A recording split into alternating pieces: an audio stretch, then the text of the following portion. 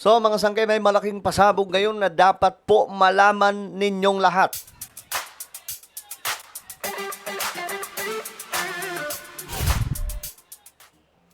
Eto na mga sangkay, viral po ito ngayon sa mga balitaan at maging sa social media.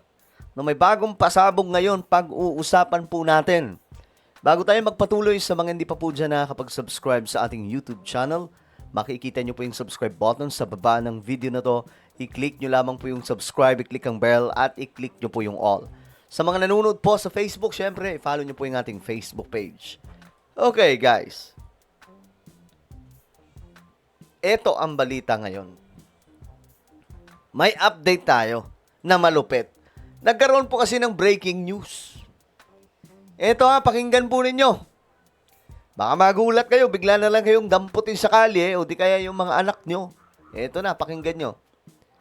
Minors age 18 and below are no longer allowed on the streets of Metro Manila starting 10 p.m.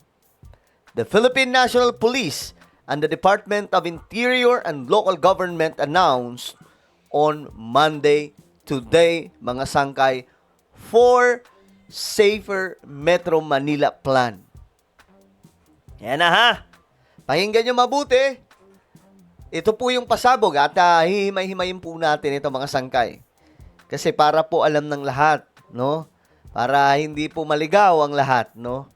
Alam nyo, dati pa nga po dapat ginawa ito mga sangkay, di ba? Alam nyo, nung panahon po ni Ferdinand E. Marcos, ni Apo Lakay, may curfew po. Tapos, maalala ko noon mga sangkay, hindi pa naman ako nabuhay doon. Naalala ko mga sangkay, yung, syempre, may mga picture, may mga video, no? Naalala ko nung panahon na yon kahit wala pa po ako noon. Hindi, yung kwento mismo ng mga lolo't lola natin, no?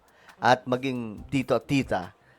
Dati mga sangkay, mayroon pong selda para sa mga lasing. Di ba? May selda mismo nandiyan sa kalsada. Ano yun? Parang dekariton po ata yun. Kapag naaabutan ka, nalasenggo ka, ikukulong ka dun. Ganun nun. At may picture pa po nun mga sangkay. Kaya tayong mga hindi nakaabot nung panahon ni Apo Lakay, makikita po natin yun. I-type nyo lang mga sangkay. Halimbawa, eto.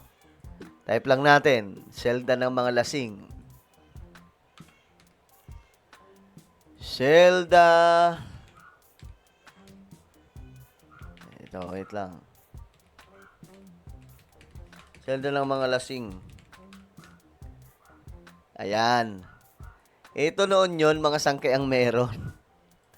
Panahon po ni Ferdinand E. Marcos, may selda ng mga lasing. Ayan tingnan po ninyo.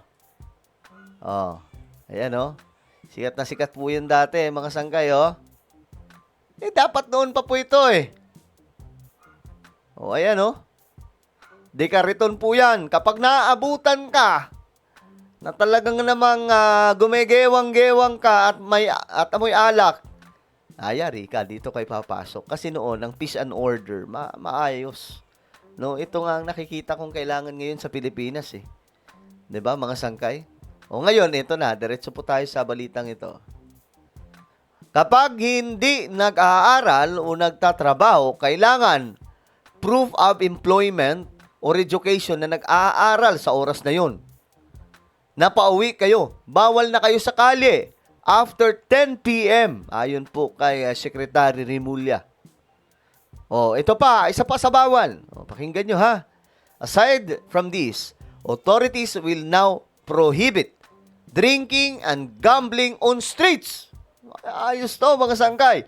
Using video okay is also only allowed until 10 p.m. except on fiestas and if a permit is secured. Ayan Pakinggan po ninyo.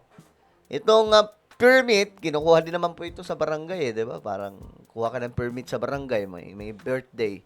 Di ba? Ganun po. Bawal na sila, yung mga lasinggo, bawal na. Yung mga nagsusugal, bawal na. Ito nga ang sinabi, mga sanggay. Ito na DILG paiigtingin ang Safer Cities Initiative. Inuman sa kalsada, bawal. Huhulihin ang mga nagiinuman sa kalye at paglatag ng mesa, silya para rito. Di ba? Mahilig pa naman yung mga Pinoy sa ganyan. Pare, dito tayo! Latag ng lamesa. Bawal na yan. Ngayon, okay? Topless sa kalye, huhulihin na rin ang mga topless sa mga kalye. Yung mga palakad-lakad dyan, di ba? Na mga wala pong damit sa taas. Yari kayo dito. Video okay. Past 10, 10 p.m., hulihin na. Ayan ha, lagpas 10 p.m., yari na. Ito ang problema sa Pilipinas. Lalo na dito po sa Metro Manila. Pagala-galang kabataan, gagawa ng kaukulang aksyon para sa mga menor de edad na pakalat-kalat lagpas 10 p.m. Nakikita ko po yan sa may jeepney. Diba? Minsan sumasabit pa po sa mga jeep. Ngayon, magtago na kayo. Dahil yayariin na kayo ng gobyerno. Alam nyo, kung noon pa ito ginawa nila, PBBM.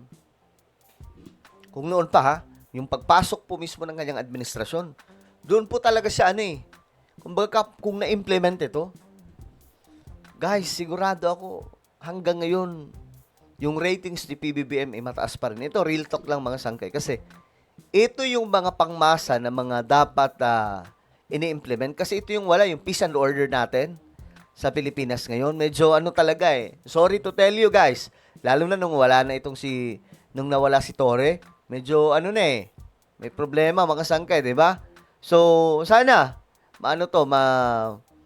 ma-actionan, na maipatupad po talaga ito. Kasi ngayon talaga, ang dami pong mga luko-luko. At, sana maisaayos. Ito yung sinabi ni Remulla mga sangkay.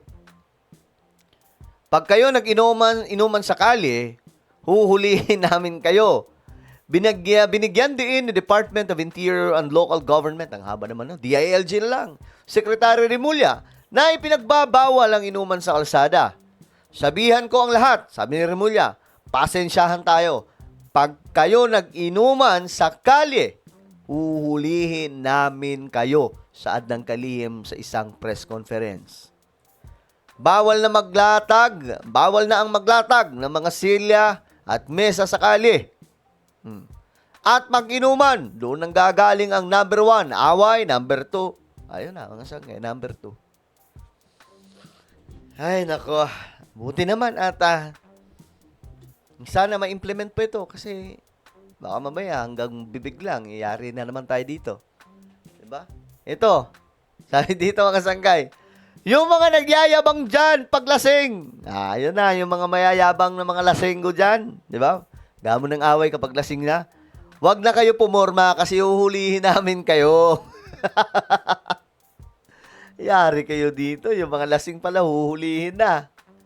Wala nang lasing-lasing sa kalye at maghahanap ng away. Kung gusto nyo, puntahan nyo ako anytime. Ready naman ako dyan. Ang laki-laki pa naman ng maskulado pa naman ito si Remulla, pambira. Mukhang nagbo-boxing ata ito, kaya nag-UFC. Di joke lang. So, nga po mga sanggay, maganda to. Secretary Remulla, good job. Ako ay pumapalakpak at ngayon ay mai-implement na ito. Dapat nga po, noon pa po ito. Pagpasok ni PBBM, di ba, kung may ganito na, ay naku po. Kasi yung hinahanap po talaga ng mga tao, yung look-alike ng Ferdinand E. Marcos na apulakay talaga na style ng leadership. Yung may pagkakamay na bakal, no? May pagka-stricto talaga, authoritarian. Kasi para po yun sa mga Pilipino din, di ba? Titingnan yung mga authoritarian na bansa, di ba? Huwag naman yung kagaya ng kay Kim Jong-un, di ba? Diktador na talaga na malala yun, Pambihira, lahat ng bawal, pati yung buhok niya, yung hairstyle niya, hindi pwedeng gayahin sa mga barbershop, Pag ginaya yun, talagang kulong ka, Ganyan kalala, may mga depekto na yung mga batas nila. Ayan, mga sangkay, no? Ganitong klaseng implementasyon, simple lang to pero napakalaga ito, napakalaking bagay na ito sa mga Pilipino. Alright, so ano po ang inyong opinion tungkol dito? Good job, no?